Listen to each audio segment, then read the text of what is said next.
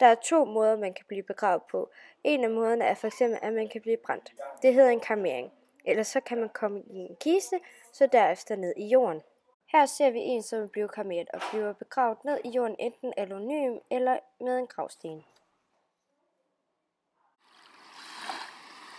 Man kan også få sin aske spredt ud over havet. Det gør man ofte, hvis man har været sømand.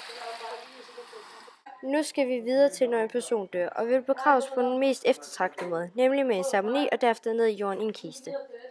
Her ser vi, at præsten siger nogle ord, inden den døde kommer ned i jorden.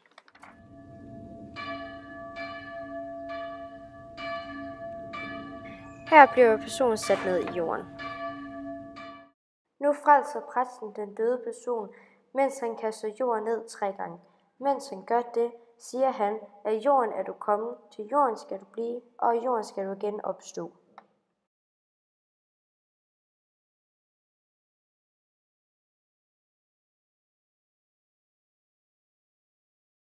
Den afdøde person vil helst dø derhjemme med familie og venner. Efter personen er død, renser man personen enten i mælk eller vand. Efter det gør man klar til, at personen skal brændes, og ceremonien begynder. Man bærer kisten rundt i urets retning 3 gange, inden personen bliver brændt.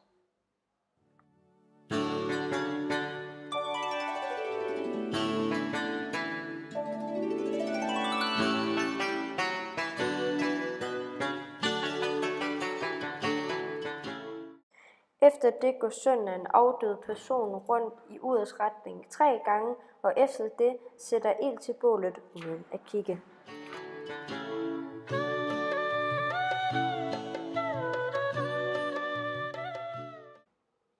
Mens personen bliver brændt, kaster man ris på bålet. Det gør man for at gøre guderne glade, så derfor ofrer de mad.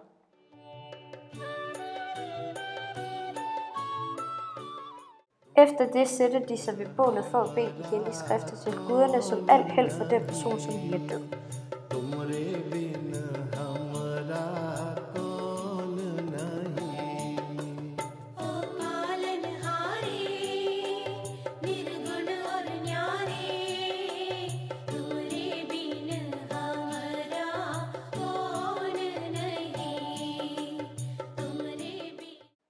Efter 3 dage kommer man tilbage for at samle asken op.